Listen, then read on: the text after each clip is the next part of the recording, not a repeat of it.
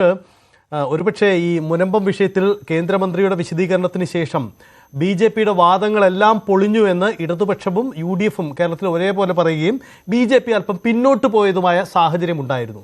പക്ഷേ അവിടെ നിന്നും അതങ്ങനെയല്ല എന്ന് പറഞ്ഞ് മുന്നോട്ട് വരാനാണ് രാജീവ് ചന്ദ്രശേഖരന്റെ ശ്രമമെന്ന ഈ വാക്കുകളിൽ വ്യക്തമാവുകയാണോ?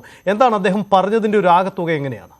ശരിക്കും അങ്ങനെ തന്നെയാണ് സജിത്തിന് അറിയാമല്ലോ. ഇപ്പോൾ കേന്ദ്രമന്ത്രി കിരൺ റിജിജു മുനമ്പത്ത് വന്നതിന് ശേഷം ബി.ജെ.പി അല്പം പ്രതിരോധത്തിലേക്ക് പോയിരുന്നു. മുനമ്പം പ്രശ്നം പരിഹരിക്കുവാൻ വഖഫ് ഭേദഗതി നിയമത്തിന് കഴിവില്ലല്ലോ എന്ന കാര്യം ചൂണ്ടിക്കാണിച്ചുകൊണ്ടാണ് രാഷ്ട്രീയ കോണുകളിൽ നിന്ന് ബി.ജെ.പിക്കെതിരെയും കേന്ദ്ര സർക്കാരിനെതിരെയും വിമർശനം ഉയർന്നു വന്നത്. അതിൽ എൽ.ഡി.എഫും യു.ഡി.എഫും ഒരേപോലെ തന്നെ ബി.ജെ.പിയെയും കേന്ദ്ര സർക്കാരിനെയും വിമർശിച്ചിരുന്നു. പക്ഷേ ഇക്കാര്യത്തിൽ പ്രതിരോധം തീർക്കേണ്ടത് ബി.ജെ.പിയുടെ ഏറ്റവും പ്രധാനപ്പെട്ട ആവശ്യമാണ് കേരളത്തിൽ. അതുമാത്രമല്ല, ഇന്നു മുതൽ 30 സംഘടനാ ജില്ലകളിലും അദ്ദേഹത്തിന്റെ പര്യടനം തുടങ്ങുകയാണ്. അതിനാൽ ഏറ്റവും കൂടുതൽ വിമർശനം നേരിടേണ്ടി വരിക മുനമ്പം പ്രശ്നം പരിഹരിക്കുവാൻ എന്തുകൊണ്ട് ബി.ജെ.പിക്ക് വഖഫ് ഭേദഗതി നിയമം പാസ്സാക്കിയിട്ടും കഴിഞ്ഞില്ല എന്നതാണ്.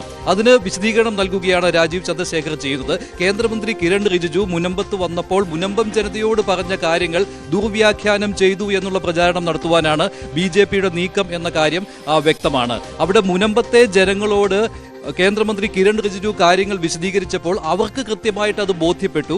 വഖഫ് ഭേദഗതി നിയമം അത് പ്രാബല്യത്തിൽ വന്നു കഴിഞ്ഞ ഒന്നാണ്. അതിൽ ചട്ടങ്ങൾ രൂപീകരിക്കുന്ന സമയമാകുമ്പോഴേക്കും മുനമ്പം പ്രശ്നം പരിഹരിക്കാൻ കഴിയുകയും അവരുടെ ഭൂമി റവന്യൂ അവകാശങ്ങൾ പുനഃസ്ഥാപിച്ച് തിരികെ കിട്ടുകയും ചെയ്യും എന്നുള്ള കാര്യം കിരൺ റിജിജുവിന്റെ വാക്കുകളിലൂടെ മുനമ്പം ജനതയ്ക്ക് ബോധ്യമായിട്ടുണ്ട്. പക്ഷേ വെളിയിലേക്ക് മറ്റു തരത്തിലുള്ള വ്യാഖ്യാനങ്ങളാണ് വരുന്നത് എന്ന് രാജീവ് ചന്ദ്രശേഖർ പറയുകയാണ്. അത് മാത്രമല്ല, എന്തുകൊണ്ടാണ് ഇപ്പോൾ മുനമ്പം പ്രശ്നം പരിഹരിക്കാൻ കഴിയാത്തത് എന്നതിന് ബി.ജെ.പി എന്താണ് ഇനി പ്രചാരണം നടത്താൻ പോകുന്നത് എന്ന കാര്യം അദ്ദേഹം വ്യക്തമാക്കുകയാണ്. അതായത് വഖഫ് ഭേദഗതി നിയമത്തിനെതിരെ വിവിധ രാഷ്ട്രീയ പാർട്ടികളും സംഘടനകളും മുസ്ലിം സംഘടനകളും സുപ്രീം കോടതിയെ സമീപിച്ചതോടുകൂടി വഖഫ് ഭേദഗതി നിയമം ഇപ്പോൾ നടപ്പിലാക്കാൻ പറ്റാത്ത ഒരവസ്ഥ വന്നിരിക്കുകയാണ്. അതിനാൽ സുപ്രീം കോടതിയിൽ നിന്ന് ഒരു വിധി വരുന്നതുവരെ പുതിയ ചട്ടങ്ങൾ രൂപീകരിക്കുന്നതിനും തടസ്സമുണ്ട്. അതിനാൽ കേന്ദ്രമന്ത്രി കിരൺ റിജിജു മുനമ്പത്ത് പറഞ്ഞ കാര്യങ്ങൾ അത് നടപ്പിലാക്കുവാൻ ഇപ്പോൾ സാങ്കേതികമായ തടസ്സം, നിയമപരമായ തടസ്സം ഉണ്ടായിരിക്കുകയാണ്. ഇതാണ് പ്രശ്നം. ഇതിന് മറുപടി പറയേണ്ടത് കേരളത്തിൽ എൽ.ഡി.എഫും യു.ഡി.എഫുമാണ് എന്ന കൃത്യമായ വ്യാഖ്യാനം നൽകുകയാണ് രാജീവ് ചന്ദ്രശേഖർ ചെയ്യുന്നത്. അപ്പോൾ 30 സംഘടനാ ജില്ലകളിലും ഇപ്പോൾ നടത്തുന്ന പര്യടനത്തിൽ ഏറ്റവും കൂടുതൽ അദ്ദേഹം ഉയർത്തിക്കാട്ടാൻ ശ്രമിക്കുകയും ഇതേ വിഷയം തന്നെയാണ്. അതോടൊപ്പം തന്നെ ഈസ്റ്റർ നയതന്ത്രം എന്ന രീതിയിലാണല്ലോ രാജീവ് ചന്ദ്രശേഖറിന്റെയും ബി.ജെ.പിയുടെയും ഇന്നലത്തെ പള്ളികൾ സന്ദർശിക്കുന്നതും അരമനകൾ സന്ദർശിക്കുന്നതുമായുള്ള ആ ഒരു സമീപനത്തെ കാണുന്നത്. വീടുകൾ സന്ദർശിക്കുന്നത് ഒഴിവാക്കിയിരുന്നു, സ്നേഹയാത്ര ഉണ്ടായിരുന്നില്ല. അതിന് പകരമാണ് ഇങ്ങനെ ദേവാലയങ്ങളിൽ പോവുകയും അതുപോലെ തന്നെ സഭാ അധ്യക്ഷന്മാരുമായിട്ട് ചർച്ച നടത്തുകയും ചെയ്തത്.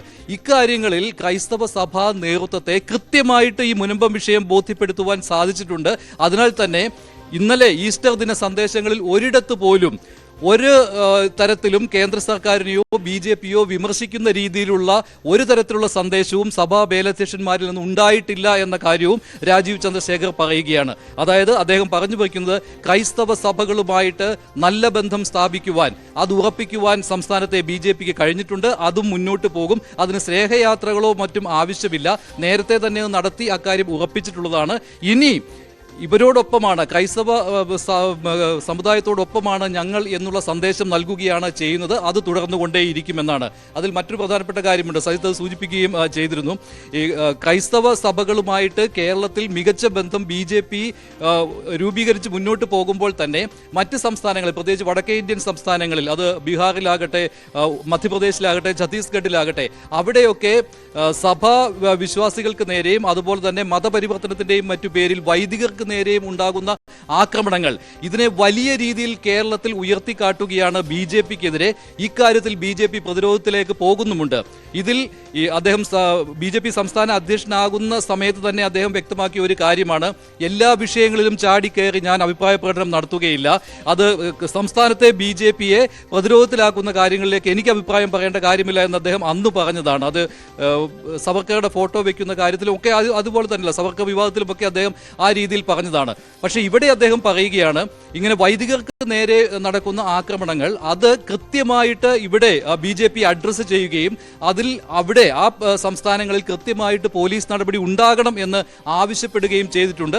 ഇത്തരം സന്ദേശങ്ങൾ കൃത്യമായിട്ടും നേതാക്കളിലേക്ക് അത് ആശയവിനിമയം നടത്തിയിട്ടുമുണ്ട്. അപ്പോൾ ഇത്തരത്തിലുള്ള ആക്രമണങ്ങൾ നടക്കുമ്പോൾ ആ സമയത്ത് തന്നെ ഇതിനെ അപലപിക്കണം എന്ന കാര്യം അത് കൃത്യമായിട്ട് ആ ഒരു സന്ദേശം നൽകിയിട്ടുണ്ട് എന്ന് രാജീവ് ചന്ദ്രശേഖർ പറയുകയാണ്. അപ്പോൾ കാര്യങ്ങൾ വ്യക്തമാണ്.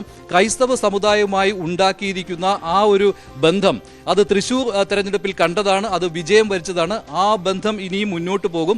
അതിന് തടസ്സം നിൽക്കുന്ന ശക്തികളെ ഇല്ലാതാക്കുക എന്നുള്ള കാര്യം അദ്ദേഹത്തിന്റെ ഈ നയതന്ത്രം എന്ന രീതിയിൽ, അതൊരു ഈസ്റ്റർ നയതന്ത്രം എന്ന രീതിയിലാണ്, അത് ആ രീതിയിൽ തന്നെ അത് ഏറ്റെടുത്തു കഴിഞ്ഞു. അത് ഈ പറയുന്ന ഇന്ന് തുടങ്ങുന്ന ഈ യാത്രകളിൽ അത് എടുത്തുകാട്ടുകയും ചെയ്യും.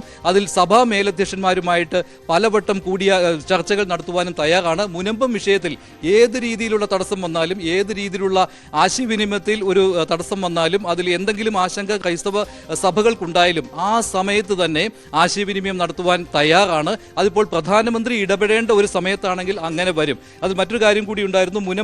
മുനമ്പത്തെ സമരസമിതിയുമായിട്ട് പ്രധാനമന്ത്രി കൂടിക്കാഴ്ച നടത്താൻ തയ്യാറായതാണ്. അതിൽ അവർക്കൊരു ആശങ്കയുണ്ട് എന്നുള്ള കാര്യം അന്ന് കിരൺ റിജിജു വന്നതിന് ശേഷം ഉണ്ടായിരുന്നു. അത് പരിഹരിക്കാൻ പ്രധാനമന്ത്രി തന്നെ നേരിട്ടൊരു ഉറപ്പ് മുനമ്പം സമരസമിതിക്ക് നൽകുവാനാണ് തീരുമാനിച്ചിരുന്നത്. പക്ഷേ അവിടെയും ആരാണ് ഉടക്ക് വെച്ചത് എന്നുള്ള കാര്യം ഇപ്പോൾ രാജീവ് ചന്ദ്രശേഖർ പറയുകയാണ്. ഇതിന് കാരണമായി പോയത് സുപ്രീം കോടതിയിൽ മുസ്ലിം ലീഗും കോൺഗ്രസും അതുപോലെ തന്നെ മറ്റ് മുസ്ലിം സംഘടനകളും ഒക്കെ നൽകിയ കേസാണ്. അതിനാൽ തന്നെ അവിടെ ഒരു തീരുമാനം ഉണ്ടാകുന്നതുവരെ പ്രധാനമന്ത്രിക്ക് ഇടപെടുവാനുള്ള പരിമിതിയുണ്ട്. അതിനാൽ മുനമ്പം സമരസമിതിയെ ഇക്കാര്യം അറിയിച്ചിട്ടുണ്ട്. പ്രധാനമന്ത്രി ഇപ്പോൾ അവരുമായിട്ടൊരു കൂടിക്കാഴ്ച നടത്തുന്നില്ല. പക്ഷേ സുപ്രീം കോടതിയിൽ നിന്ന് ഒരു വിധി ഇക്കാര്യത്തിൽ ഉണ്ടായതിനു ശേഷം ഉടൻ തന്നെ അതിൻ്റെ ഒരു നടപടിക്രമം എന്ന രീതിയിലേക്ക് പോകും. അതിൽ ചട്ടങ്ങൾ രൂപീകരിക്കുന്ന കാര്യങ്ങളിലേക്ക് പോകും. അവിടെ എന്തെങ്കിലും ഇടപെടൽ വേണ്ടി വരികയാണെങ്കിൽ നേരിട്ട് പ്രധാനമന്ത്രി ആശയവിനിമയം നടത്തുവാനും തയ്യാറായിരിക്കും എന്ന കാര്യവും രാജീവ് ചന്ദ്രശേഖർ പറയുകയാണ്. അപ്പോൾ BJPയുടെ കേരളത്തിലെ തന്ത്രങ്ങൾ എന്തൊക്കെയാണ്, എന്താണ് 2026 തെരഞ്ഞെടുപ്പ് ലക്ഷ്യം വെച്ചുകൊണ്ട് BJP ഇവിടെ ചെയ്യാൻ പോകുന്ന കാര്യങ്ങൾ? അതിലേറ്റവും പ്രധാനപ്പെട്ടത് ക്രൈസ്തവ സമുദായത്തെ ഒപ്പം നിർത്തുക എന്ന കാര്യമാണ്. അതിൽ വിള്ളൽ വീഴ്ത്തുവാൻ ആഗ്രഹിക്കുന്നില്ല. ആ കൃത്യമായ രാഷ്ട്രീയം കൂടി അദ്ദേഹം പറഞ്ഞു വെക്കുകയാണ്. അതിലേറ്റവും പ്രധാനപ്പെട്ടത് ഈ മുനമ്പം വിഷയം പരിഹരിക്കുവാനുള്ള ശ്രമം തന്നെയാണ്. സൈത്ത്, മഞ്ജുഷയിലേക്ക് തിരികെ വരാം. ഇപ്പോൾ ഷോൺ ജോർജ് BJP നേതാവ് നമുക്കൊപ്പം ചേരുന്നു. ശ്രീ ഷോൺ ജോർജ്, രാജീവ് ചന്ദ്രശേഖർ പറയുന്നത് ഈ നിയമപ്രശ്നം സുപ്രീം കോടതിയിൽ ഉണ്ടായതുകൊണ്ട് മാത്രമാണ് മുനമ്പത്ത് പ്രശ്നപരിഹാരം ഉണ്ടാവാത്തത്. അതായത് ഇത് കേസിൽ ബില്ലിനെ ചോദ്യം ചെയ്ത് നിയമ നടപടിയിലേക്ക് പോയവർക്ക് മേൽ പഴി ചാരുകയാണ്. യഥാർത്ഥത്തിൽ അത്തരമൊരു വാദമുയർത്തുന്നതിന്റെ സാങ്കത്യം എന്താണ്?